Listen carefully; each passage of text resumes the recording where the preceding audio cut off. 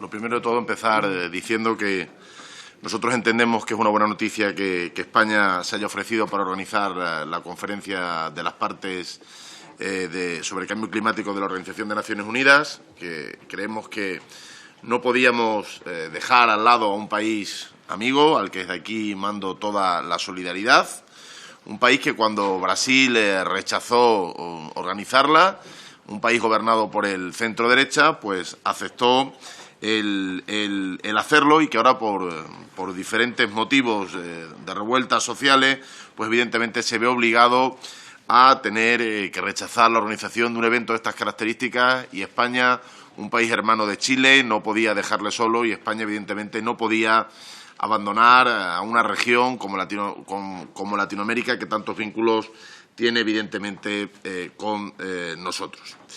La conferencia de las partes es quizás las reuniones o el lugar donde se toman las decisiones más importantes acerca de esa manida cuestión de la que todos venimos hablando a lo largo de los últimos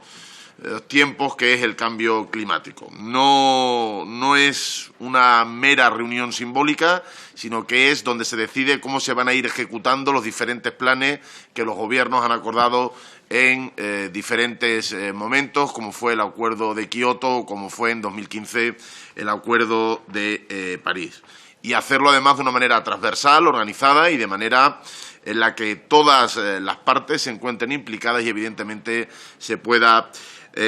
poner en marcha esas medidas no de manera unilateral, sino de manera multilateral, para que el cambio climático deje de ser un problema y podamos contribuir a que se desacelere evidentemente de manera evidente. Por lo tanto, vaya por delante que el Grupo Popular va a apoyar la convalidación de este Real Decreto Ley que permite al Gobierno de España el poder celebrar en los próximos días esa conferencia entre las partes que, como hemos dicho anteriormente, no puede celebrar el país de Chile. Además, tiene especial importancia esta conferencia entre las partes, denominada COP25, porque posiblemente sea la última parada para acordar las medidas que se deben tomar para empezar a aplicar el Acuerdo de París, que, como se sabe, debe entrar en vigor en el año 2020. Una vez dicho esto, es evidente que nosotros lo primero que vamos a hacer es exigir transparencia, porque es nuestra obligación como representantes de lo público el exigir transparencia para que todo el dinero que se dedique y todos los medios y recursos que se dediquen a esta cuestión estén sometidos al más estricto control, para evidentemente evitar que situaciones de anormalidad como puedan ser estas queden al margen de lo que son los controles normales de fiscalización de gasto y evidentemente de control de todo aquello que se requiere. Y claro, evidentemente yo sé que nadie escarmienta en cabeza ajena, ¿no? Porque es difícil, pero se lo digo por experiencia, y los que saben de dónde vengo y cuál es mi comunidad autónoma de origen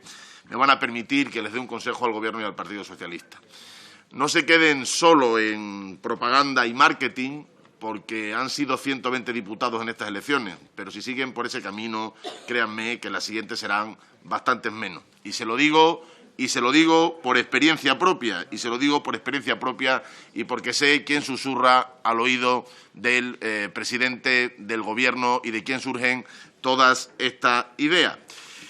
¿Y por qué digo esto? Porque de nada sirve que nos vanagloriemos de celebrar la conferencia entre las partes en Madrid si no tenemos en cuenta que este Gobierno en un año y medio no ha tomado ni una sola medida en contra del cambio climático. Se encontraron una ley de cambio climático lista para aprobarse, consensuada, una ley de cambio climático que el Partido Popular no había presentado, pero que estaba preparada y, evidentemente, ustedes tuvieron a su disposición en el Ministerio, con participación social, con participación ciudadana, y un año y medio después seguimos sin tener ley de cambio climático. Fue esa derecha que hizo tanto daño al clima, según algunos intervinientes en esta sala, la que firmó en el año 1997 el Protocolo de Kioto, la primera que creó un Ministerio de Medio Ambiente en nuestro país, la que firmó el Acuerdo de París en el 2015 y fue un gobierno de derechas del Partido Popular el que fue decisivo para la negociación del marco 2030 de la Unión Europea sobre energía y clima. Y también ha sido un hombre del Partido Popular, como es Miguel Arias Cañete, el que ha defendido denodadamente en Europa y se ha convertido en una referencia mundial que hay que luchar contra el cambio climático y que, por lo tanto, no debemos hacer, como se ha dicho también aquí, que este sea un tema de enfrentamiento político, sino más bien un tema de acuerdo entre todos para poder lograr esa cuestión. Y, evidentemente, en esto también hay que dejar claras algunas cuestiones, porque se han dicho aquí también.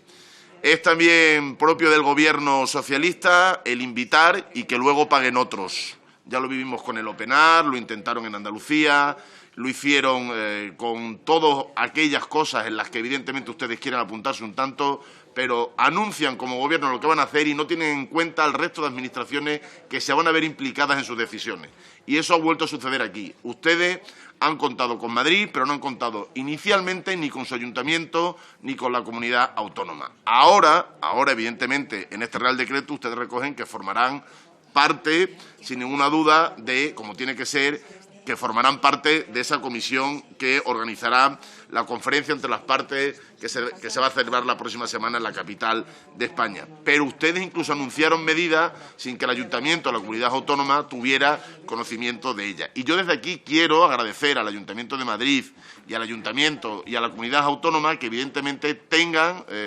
esa responsabilidad que tienen los gobiernos del Partido Popular, porque somos un partido responsable y un partido de gobierno, evidentemente, y colaborar con el Gobierno para que esa conferencia pueda ser así. Pero, evidentemente, antes de tomar estas decisiones hay que contar con el resto de administraciones públicas que se vean afectadas, porque ustedes que son los paladines de la libertad, ustedes que son los paladines de la defensa de las autonomías, de la defensa de la autonomía local, de las autonomías, como digo, de las regiones, pues por lo tanto deberían tener en cuenta a la hora de tomar estas decisiones a quienes están al frente de ellas, porque también les eligieron los ciudadanos. Señor Casero, voy terminando. Yo solo termino pidiendo que, más allá de la conferencia entre las partes que se va a celebrar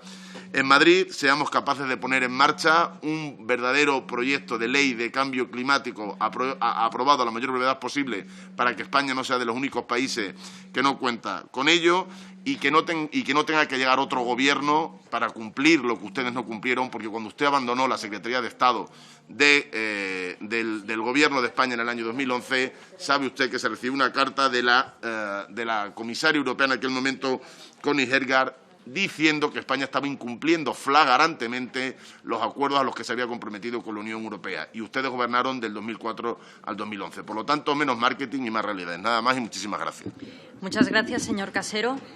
En representación del Grupo Parlamentario Socialista tiene la palabra el señor